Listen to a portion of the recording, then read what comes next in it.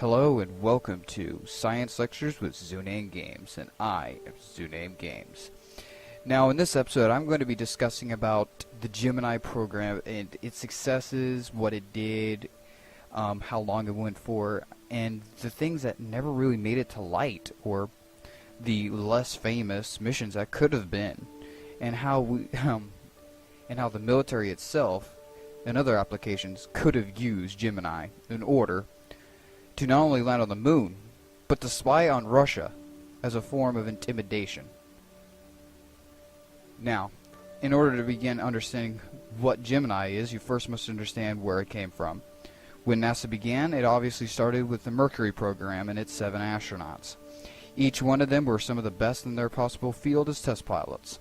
However, they were still unable to complete everything within the Mercury capsule, since some of the things required to go to the moon, or according to the planned maneuvering of Lunar Orbit Rendezvous, or LOR, in order to make sure that man could actually achieve successfully on their own all the requirements of going to the moon and be able to stay healthy and stay sane within that amount of time within a capsule was very, very important questions that they had to answer before they could go to the moon. That was the goal of Gemini. They first tested whether or not it was actually possible to EVA in space, thanks to Ed White, during his famous spacewalk of Gemini 4. Then, afterwards, their next big achievement was questioning whether or not you could rendezvous in space, or bring 2 spacecraft within very close proximities and still be able to control them. Now that was Gemini 6, and was Gemini 6A and Gemini 7. They orbited the Earth several times, all staying within just a couple of meters of each other. And as according to one astronaut, what he said, the Gemini capsule's reaction control system was so strong that you could stay a couple feet, just a matter of feet, and still be able to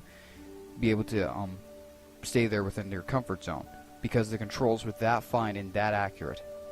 Not only that, but the Gemini astronauts also recalled seeing each other from the windows, which, if you look at the capsule design, is not exactly giving itself easy, considering the fact that they're not built to see other spacecraft. They're built for forward vision, kind of the same style that a aircraft cockpit is laid out. However, Gemini also set the record for also having, for the first time ever, 2 men in the same spacecraft for an extended period of time, or at all at this point.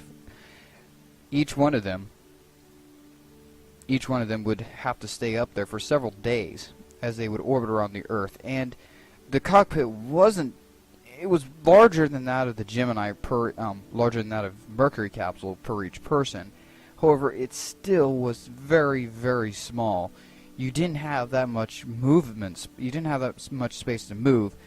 And the horrifying thing is that Gemini 6A, I believe, was the mission that stayed up there for about 2 weeks, if not a little bit more, in orbit around the Earth, all the while not being able to leave their capsule. So that was a bit of a stressful situation, but it did prove that man could survive the amount of time it required to go to the moon and return, even if it meant an extended period of time in space. And with that, that is exactly what they needed to continue with some of the future tests. One of the future tests being, thanks to the lessons I learned during a rendezvous, was docking, or bringing 2 spacecraft together and making contact, and technically bringing them into one form of a spacecraft. Now, this was done by Gemini 8, piloted by Neil Armstrong and David Scott. They were the ones who brought themselves alongside the Agena, launched by an Atlas, whereas the Gemini capsules were launched by a Titan II redesigned missile. Then again, the Atlas was also a missile design. Either way, it was launched from an Atlas, brought into orbit, and Gemini caught up with it and docked. However, Gemini 8 did not dock for long. Soon after docking, Neil Armstrong and David Scott slowly began to notice they were growing a role, and one that they were not intending to make on their own. And over time, the role slowly grew more and more and more intense until the point that they tried to fight with their reaction control thrusters. They thought it was the Aegina, so in turn they tried to turn it off and on repeatedly until they eventually had to undock. However, if you know anything about physics, especially concerning the fact that the thing that was causing them to rotate was a stuck open RCS thruster. They did not know this at the time. However, if they had, they probably would not have undocked, because if you know anything about physics, as I had said before, the smaller an object is, the less mass it has, and therefore it is even easier to rotate or spin, which is exactly what happened. Soon after undocking, their rate of spin picked up tremendously, especially considering the fact that when you threw themselves off the Atlas, which was of equal mass, if not greater, not sure about that, you might have to fact check that, but it was still a massive object that they were slingshotting themselves off of. So in turn, it was really kind of like spinning around off a rock and then throwing yourself off of it. Not only that, but you're also picking up your own speed as you have a small rocket in your hand, so you're picking up roll even after the roll that you already had. So it was getting extreme by this point. So Neil Armstrong had to make the decision as to whether or not, as to how to fix this. And his decision was to use a different pair of thrusters and to counter them. And in turn, it did work. However, according to mission procedures, shortly thereafter, they had to call an abort. There was no other option. So they came home, and I believe, I may be inaccurate with this statement, but I believe that they actually re-entered and have the record, and maybe a different Gemini mission, but they have the record for the furthest place off of their designated landing site out of any mission. I may be inaccurate with that, but I believe that's true. Either way. After that, obviously they launched another Gemini mission to attempt to dock again, which would have been Gemini 9. Gemini 9 was also a partial failure, considering the fact that the Aegina and its payload shroud did not completely separate. The shrouding was still covering the docking port of the Aegina, making docking completely impossible. So they had to withdraw. However, they did note that it did look like an angry alligator staring at them, so called one of the astronauts. So, with that mission a failure, they launched Gemini 10. However, one thing that did not get to fly with Gemini 10 was the design and the use of the EVA backpack. Now, this is similar to the EMU that astronauts use today on the ISS. These EMUs are otherwise known as extravehicular mobility units. They're the ones with the little jetpacks that shoot gas out of them to allow the astronauts to maneuver in space without staying harnessed to something, which is where Ed White failed to achieve actual maneuverability. He had a small gun which would fire thrust, but that was just about as much as he could do, because he was on an umbilical cord and he had a set distance that he could go. However, he did travel around the spacecraft. He was still limited via his umbilical cord. Difference is, the EMU provides life support. So they can go as far and as long as they want to, as long as the life support can support them. Which is it depends on how much they fill it up, but I'm uncertain as to the exact time that one EMU unit can support a crew member. But with Gemini 10, docking finally had occurred with the Aegina in orbit. It was the first docking of two spacecraft for an extended period of time, especially considering the fact that Gemini 8 and 9 had failed, or at least Gemini 8 did not maintain a docking for very long. However, Gemini 8, even with its failure, still managed to prove to the scientists that docking is possible in space. But after that, then the astronauts had to begin and continue further, deeper, and into more important subjects. But again, those are just the missions that made it to light. Some of the ones that didn't or at least never made it past the drawing board, were ones like Blue Gemini and Mole. Mole being Manned Orbital Laboratory, which you could call an early version of Skylab, or the ISS.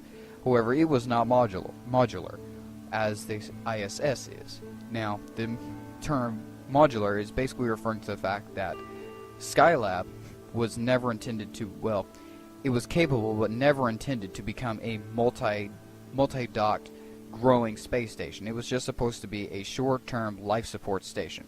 However, it was left up there for a short duration of time and eventually reused by a different crew of the space shuttle, since the original Skylabs were launched with Saturn V's.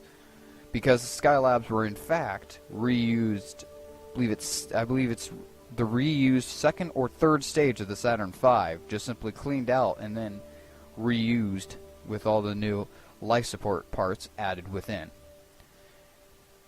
So that is Skylab. Mole was very similar. However, it would have been launched off of a Titan IV, which is similar but slightly bigger and having two massive solid rocket boosters to carry it into orbit. It was launched unmanned and completely barren for one mission. However, it never made it past that. Mole never made it anywhere else and was simply forgotten. Alternatively, you have Blue Gemini, which would have been a modified version of the same thing, only it wouldn't be a space station. It would be a orbiting manned satellite for spying on people. It would take cameras, it would take pictures from a high orbit of any location required, and theoretically, with an alternative launch angle, you could spy on any location: the North Pole, Russia, China, Australia, America, and so forth. So, Blue Gemini was indeed a very, very scary thing, and there was a mock-up of the spacecraft made. But again, just like Mole, it never made it past the drawing board. Next thing is Big Gemini, or Big G. Big G was very similar to the same design of that of the Mole. However, Mole was to be launched on its own. Big Gemini would include a larger version of the Gemini capsule and be able to carry more people and be able to support a habitation module and science station in the back. However, it'd still be launched on the same vehicle, which was key considering reuse of the same equipment would require less design and be able to be used quickly and more efficiently. But soon after, those are just some of the programs that never made it to light. Some was actually tested by some of the astronauts, such as the Gemini paraglider. Now, this was tested as a potential re-entry or landing procedure. Instead of landing with landing gear, they wanted to see if they could actually, instead of landing down in water, if they could actually land with landing gear, which was something never done before. Considering it would land if it had seen light. If it had seen light, it would have landed like a plane, which would have been a major achievement, considering it would have been the first, technically, a space plane ever to be launched into space, aside from the X-15, which never really made it into orbit and really just skipped into the atmosphere at that time. So that was definitely an interesting design by using a paraglider. Now, I am uncertain as to how the paraglider would deploy, if it did at all. It may have been deployed or attached prior to launch. It would launch, go into orbit, do its thing, and then when they hit retrofire, that it would just survive re-entry and automatically work. I don't know. Again, the design was never completely finished. So there may be ways that they never actually planned that someone out there could figure out for themselves. However, like in that statement, it may only exist in the hearts of people who read about it and never have actually been planned out much further than the landing portion. Now, that again is all the things that did not happen. What did happen was the fact that Gemini also could have gone to the moon. However, it would have been just like the Apollo style of LOR, considering it would have left one crew member in orbit, and the other crew member of the Gemini capsule would dock into a small manable capsule, which would land on its own on the moon. They could EVA and continue their science there, launch back into lunar orbit from that vehicle, dock with the Gemini capsule, and return home. So that was also a potential idea. Again, it was never used. But thanks to all these unplanned and planned missions that could and could not have happened, it at least taught us the lesson that we needed to know for going to the moon. And that was key. Because without Gemini, Mercury was simply a stepping stone. It was the ability to show to us we can stand and we can do. Gemini was the simple question, what can we do? Because it showed that we can navigate, we can dock, we can rendezvous, and we can do more than we could ever imagine. Because without Gemini, we would never have unlocked the true keys of space. But thanks to Mercury, we managed to have those keys. So that proves that Mercury and Gemini are unforgettable and just unimaginable to the fact that if we were to lose those, if those two mission programs would never occur, and we were to simply do something else, we never would have made it to the moon, much less space. So, that will show you exactly, hopefully it'll show you exactly how much those two mission programs, especially Gemini, mattered to NASA, especially to manned spaceflight history. So I hope you'll enjoy this video, and if you did, go ahead and like, favorite, comment, whatever.